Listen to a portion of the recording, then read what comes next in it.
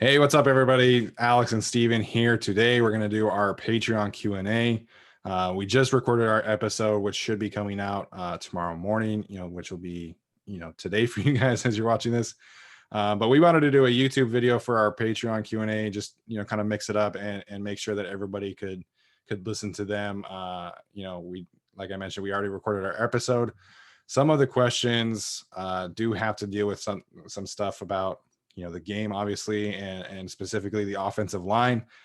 So if you do have a question about the offensive line, we covered that at length in our episode. That being said, let's get into this first question from Justin Reyes. This is something that we talked about, as a group, and it's the defensive coordinator spot. Justin Reyes asks, if Gus Bradley isn't the answer moving forward, who do you think the Chargers should seriously consider to get more out of all the talent we have on that side of the ball? Do you think the Chargers should stay in-house with Ron Miles or go for experience outside of the building? And he said maybe Marvin Lewis.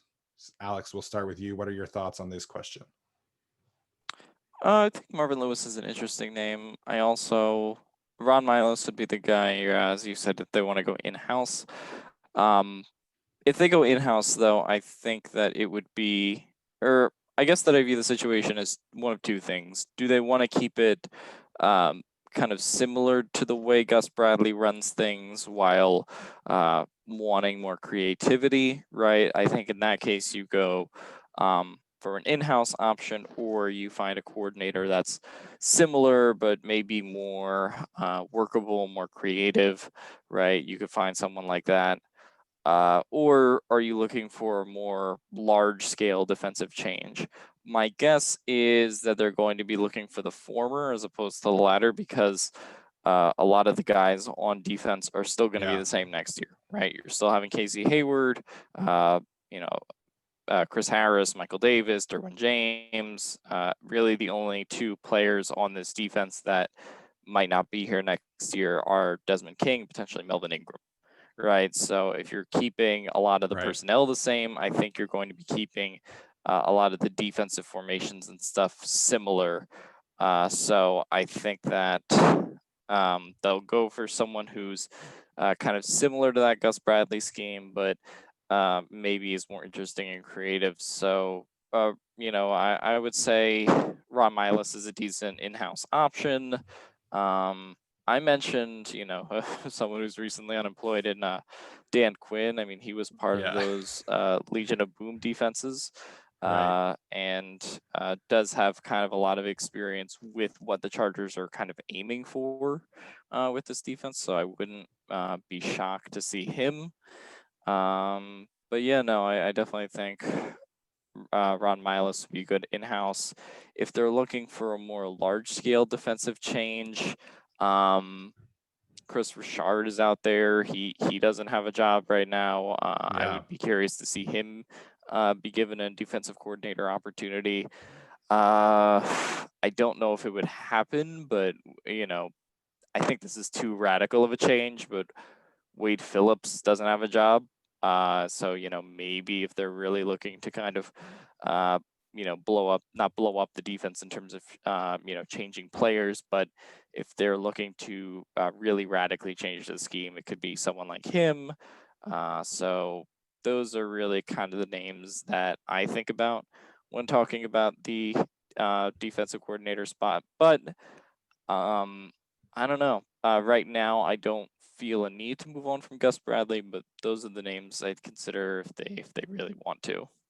Yeah, I guess this ultimately comes down to how you feel about Gus Bradley, right? And I know he's not overly popular on Twitter, but to be fair, and to him, and we haven't really been able to evaluate him because of all the injuries. And I know some people hate that excuse, but Derwin James is so crucial to this defense, what he's able to do, and so is Chris Harris, and Melvin Ingram being out doesn't help, and Drew Tranquil being out doesn't help. So I don't know. I'm not ready to I'm not fully convinced to move on from Gus Bradley. If they did, I'd be cool with it. I'm not saying that he's like a must keep. You mentioned Ron Miles. The Chargers are very fortunate that they have a very good defensive staff in Ron Miles and Giff Smith too, who coaches the defensive line. And so, if they wanted to keep it in house, I'd be totally okay with either of those two. Wade Phillips would be interesting. That would obviously bring a lot of buzz to the team, and he's mentioned that he wants to keep coaching. But he runs the 3-4, so that would be kind of interesting to see if Joey Bosa and Melvin Ingram or Nwosu would kind of be against that. They would obviously have to remake the roster a little bit. So definitely an intriguing thing. You talked me into the Dan Quinn thing. I don't hate it as much as I originally did. Um, just because, Gus Bradley is a prime example, right? Of, he was a terrible head coach, but as a coordinator, some people are just meant to be coordinators, and maybe that's Dan Quinn. I don't know. Yeah, I mean, we talk about a lot of the offensive defensive coordinators around the league are just, dudes who didn't work out as head coaches, right? I mean, Todd Bowles is doing awesome in Tampa Bay right now. Steve Spagnuolo is doing, I think, a really good job in Kansas City the last few years. Yeah. And they were pretty, I guess, infamous flameouts as coaches, but some dudes are just built for that defensive coordinator, offensive coordinator position, and it's an important thing to be good at. Yeah, it is 100%. So we'll move on to Simon Uribe. He asked, if both Turner and Blaga can't get healthy again this week, would you consider maybe trading for some O-line help? So this is an interesting one because really there's not a ton of teams that are willing to trade, starting quality offensive linemen. We saw the Seahawks just trade one of their backups for Carlos Dunlap. So maybe they could get something on the trade market. I personally would do it, but Tom Telesco, he's never really made a trade in season. We've only seen him do the one to ship out Dontrell Inman to Chicago, and other than that, we just haven't seen it. So they prefer things to develop things in house, and I think at the end of the day, they just promote from the practice squad and maybe sign some guys off the street. The Spain guy from Buffalo is reportedly signing with Cincinnati. I don't really know how much that works, but Quentin Spain is his name. That's right. But I just don't think a trade is very likely, especially for an offensive lineman, because that they're just quality offensive linemen do not grow on trees, right? So I just don't think a trade's going to happen. No, I don't think a trade's going to happen either. I don't know. If you look at the offensive linemen around the league, I don't know if there's anyone who's like a serious, trade piece, I guess. I mean, if you look at it, it's really like, I guess the biggest offensive lineman that could be shipped is like, I don't know, Alex Mack. Maybe if the Patriots really decide to have a fire sale, you're looking at like really it's not wide receiver or running back could be.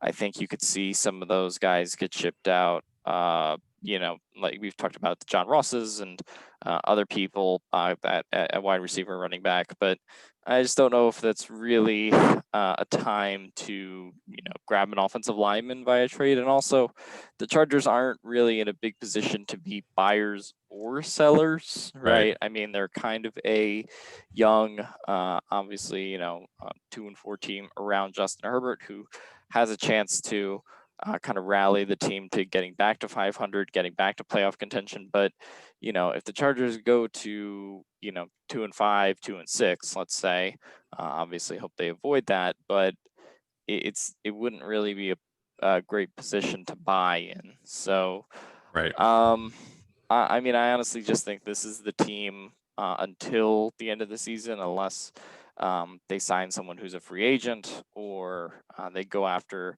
one of the they elevate a practice squad player.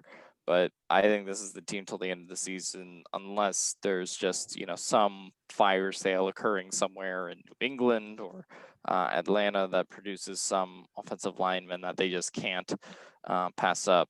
And another issue with trades, I think, in general, is you're responsible for that contract until it runs out, right? So there's been rumors about I don't know, Harrison Smith, from the Vikings, who has a pretty big contract. The Vikings might look to, kind of throw his contract out, but he's still, not a free agent until Contract, 2020. yeah. Yeah, he's not a free agent until 2022. So it's stuff like that where it's like I would take a chance maybe on trading for an expiring guy, but I can see why the Chargers aren't really in buyer's mode yet. Maybe that could be a thing kind of next season. With the second year of Justin Herbert, and if they get off to a better start than they did this year, with all of the stuff that was happening with injuries and the quarterback shuffling, I think that they could be in a better position to buy next year, but I don't see them buying this year. And I just don't think NFL trades usually produce a ton of value. So, especially mid-season when, you have to learn quite a lot about an offense or defense you're playing for. So, would I want them to buy? Maybe. I guess it depends on who and what the situation is, but trades at the deadline just don't tend to produce a lot of value, and I see why Tom Telesco stays away from them. It's just such a tough thing to manage, and you can look at the Patriots who trade all the time, and it's like, well, they gave up a second round pick for Mohamed Sanu, and it's like I think they would much rather have the second round pick, like looking back at it. So, midseason trades are just it's tough, and the offensive line, I think it is what it is at this point. We talked a lot in our episode about the COVID issues with Ryan Groy, but I just think maybe they sign someone off the street again, but it is what it is. The best way, in my opinion, to solve this offensive line is really just invest high end draft capital in this group and be able to get some high end talent in here and get some some of the things that they're missing. So I think the team, like you said, it is what it is at this point. Got ahead of myself. Eric White says Tavon Campbell seems like he has been getting more snaps lately. How's he been doing? I know he was the one that had the big hit and caused a turnover in the Jacksonville game. So I haven't noticed him very much on film. It's been mostly Jalil Adai. He had a couple snaps here or there. But obviously his fumble that he caused on special teams was definitely a game-changing point. I think he played 4 snaps total in the game. I think he played 1 snap on defense. Yeah, so I think against Tampa Bay, he had 1 defensive snap. He had 3 defensive snaps, I think, against New Orleans. I don't know if he had any against in the most recent game. I don't remember. Obviously, he had the 1 big special teams hit that forced the fumble. I don't know. I wouldn't trust him as a defender yet. I think, obviously Casey Hayward is still there, Michael Davis is still there, and Desmond King is still there. So it's tough to get another cornerback on the field when those are your guys. A couple weeks ago, we saw them put Brandon Faison in for a couple snaps or something like that. So I guess you could see it, and they've obviously played Tavon, I think, 4 defensive snaps to this point, but I think that's about all you're going to get from him. I don't think he's going to become a big defensive contributor. Maybe in an off season, he develops more and they see more out of him. Right. And maybe Desmond King leaves and that opens up maybe some kind of role for another cornerback, but as it stands right now, I don't think there's much of a role for Tavon Campbell outside of special teams, but special teams is really important. So if he can find a way to contribute and cause turnovers, get tackles, right, that's really all they can ask of him, because they've lost some of the special teams contributors like Adrian Phillips, like Derek Watts. So if Tavon can just be a special teams contributor, that would be awesome. Yeah, if he can turn into Darrell Stuckey, man, I'm all for it. Otherwise, I just don't see a path to high-end playing time for him.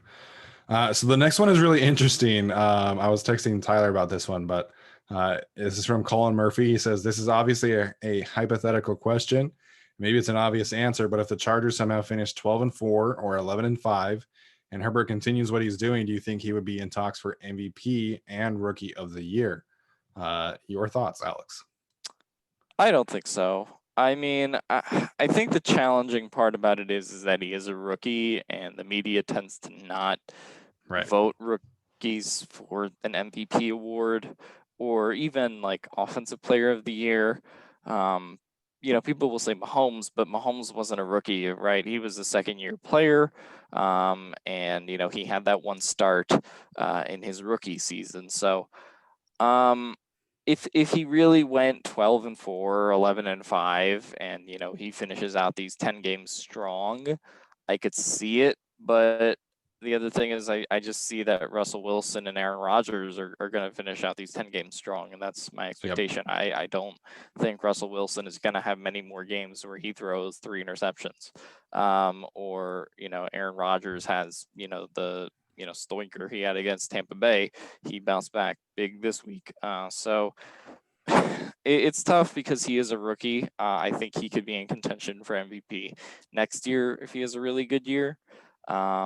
But I think he's really in contention for Rookie of the Year as opposed to MVP, even if this hypothetical plays out and they're 12-4, just because, assuming he's MVP is just like you're saying for the next 10 weeks, he's going to outplay Russell Wilson, Aaron Rodgers, Patrick Mahomes, Lamar Jackson, and Kyler Murray, all, 5 or 6 of those guys consistently for 10 weeks. And I just don't see that happening. I hope it does. It would be awesome, but I don't see that consistently happening for 10 weeks. Yeah, I don't know if anyone has ever won MVP and Rookie of the Year. If someone knows that, please let me know. I don't think it happens either in this case, even if they do run the table, because if they finish 12-4, that means they go undefeated the rest of the way. So that would be incredible. That would be amazing. And that would be, a fantastic turn of events. There is one guy that you didn't mention that I think might make this MVP talk interesting, and that's Tom Brady. He's gaining a lot of buzz recently. He's played very well. It would not surprise me if the people who vote for this gave it to Tom Brady just because of the way that he's turned their season around. So I think we would all hate that. I think that's disgusting, but I definitely would not be surprised if he won the MVP this year. So we'll move on to the next. They have to give Tom Brady an MVP because they already stole one from Carson Wentz and gave it to Tom Brady. So why not just give him another one? Yeah, now they have to steal one from Russell Wilson, so it makes sense. So Gabriel Vargas, he asked about the trade deadline as well. So sorry, Gabriel, you just happened to ask the question afterward. Dante Jackson asks, with Sam Tevi playing decent this season, if he continues playing at the same level he has been, do you think Tom Telesco doesn't draft a tackle within the first 2 picks of their draft? So this is an interesting one, depending on who you ask within the Chargers. Gilbert Manzano thinks that they will draft a tackle. Daniel Popper doesn't. So it kind of just depends. I think that Tom Telesco not drafting a tackle next year would be some next level negligence on his part. I think this is the clear need. If they draft Wyatt Davis or Trey Smith as an offensive guard, I'd be cool with it. But to me, this team has to draft an offensive lineman in the first round. But yes, I think the way that Sam Tevi has played could talk Tom Telesco out of drafting a tackle next year. I think it could. Obviously, I don't know if he's a free agent this year, right? He is. So, I mean, I don't think his extension would be very expensive, even even considering how well he is playing. Credit to him. It really depends on where they are in the draft in the first 2 rounds, right? Right. If, we talk about, obviously, if they're out of position for Penei Sewell or Leatherwood, or guys like that, I could see them maybe waiting until 2nd, 3rd, 4th round for a tackle. If Tevi continues to play well and Blanco comes back healthy, obviously those are big ifs, but I think that I could see a potential in which they don't go for a tackle in the first 2 rounds. I think they will draft one in the first 2 days. I just don't know, or not the first 2 days. I'll say the first 3 to 5 rounds. So they will draft a tackle, but we don't really know. Yeah, that's what you're saying. They will draft a tackle, but there's always the chance that they don't.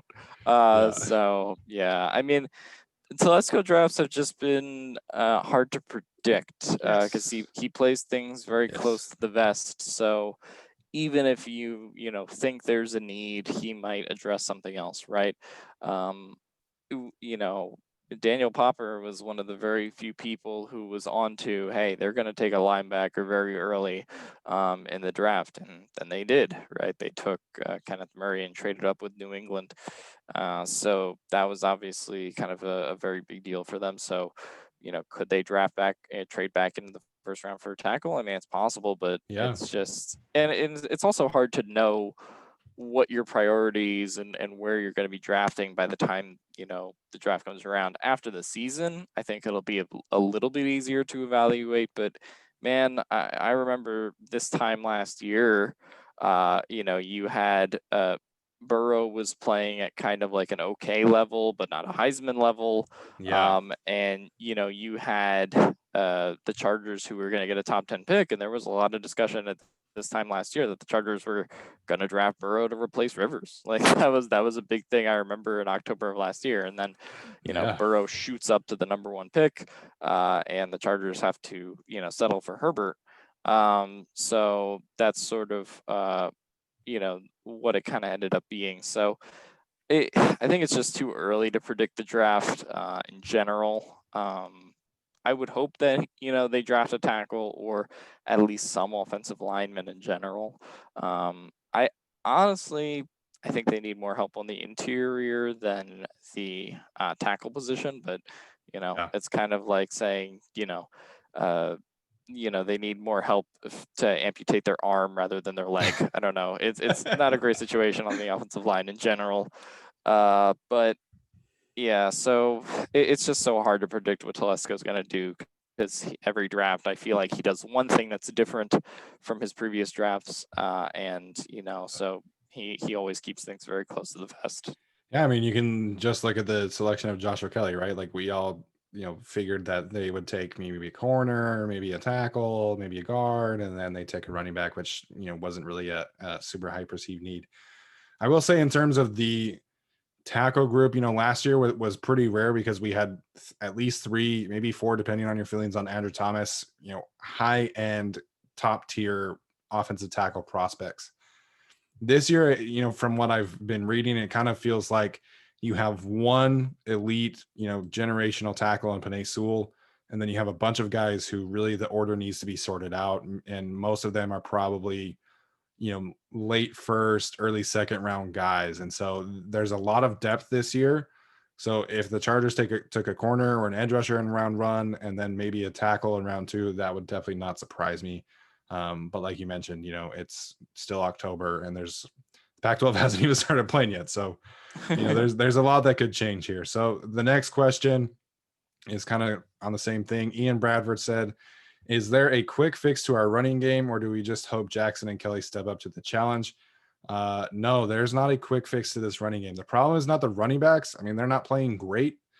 The problem, which we talked about on our episode, is that the interior of the offensive line is getting essentially zero push. And so, they're getting beat on a way too frequent basis.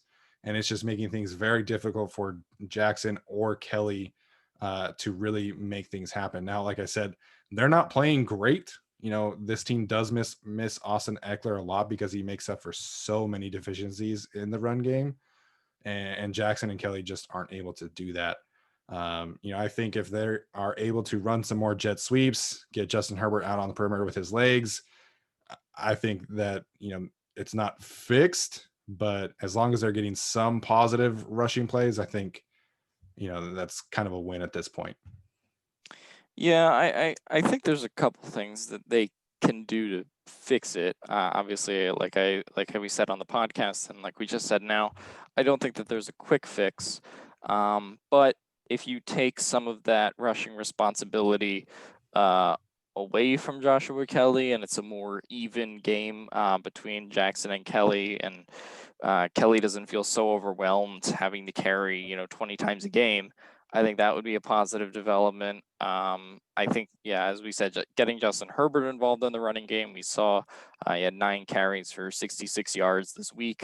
So that's obviously, I think, going to be a focus. And I think when it comes to the early passing downs, right? This was the first week we saw the Chargers kind of really, throw on early passing downs and then throw often. So, if you make the defense worry that, hey, we're going to throw it on first down, that does open up some potential for Justin Jackson or Joshua Kelly maybe to break off a big run, right? Or at least start getting, 3-4 yards a carry as opposed to 2.4. So that's just kind of the situation we're in, unfortunately.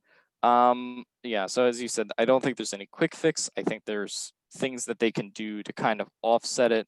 Also, right, we saw Justin Jackson and Joshua Kelly both got involved in the receiving game this week, Yeah, right? absolutely. So I think they both had 5 catches apiece. Kelly with 40-ish yards, or Jackson, or I don't know how it ended up. I think one of them got 40 yards and one of them got about 30. But either way, they both kind of contributed in that way. So I think there's things they can do to offset it, but as you said, I don't think there's really a quick fix to the problem. Right. As soon as Austin Eckler comes back, it'll be a lot better. But until that Yeah. point, it's just going to be, a continuous struggle. So then, last question here, Matthew Henriksen says, with 2 opponents each week, the team that you're playing and COVID, how do you think this affects the way that the game is played and how coaches plan each week?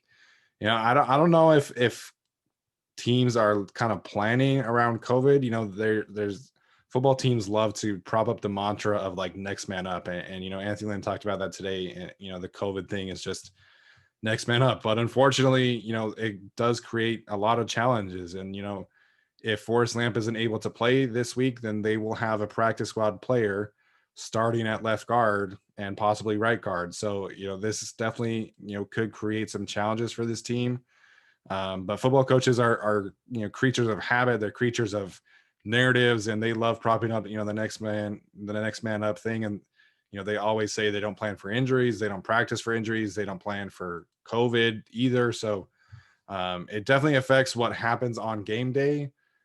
And like Alex just mentioned, like there are certain things that you can do to offset injuries, and maybe do more bootlegs with a bad offensive line and a practice squad player. But ultimately, it's little tweaks here and there that they would make, and not anything drastic in case of an injury or in case of a positive COVID test in this case. Yeah, I think the thing with the positive COVID test is like it depends on who it is, right? Like Yeah. that I think is the big thing, right? If it's Ryan Groy, it's like, okay, well, next man up on the offensive line. If, God forbid, Justin Herbert was COVID Okay. positive, Yeah. right? In that situation, it's like, okay, well, I guess Tyrod Taylor Stick is playing. So, that would obviously be Yeah. a very big deal. Or, if it was Keenan Allen or someone who's like very valuable to the offense, kind of in that sense. So, I think it depends on the type of player, what their role is, depending on how they prepare. Because I still think they're going to basically prepare the same way without Roy. It is definitely a next man up mentality.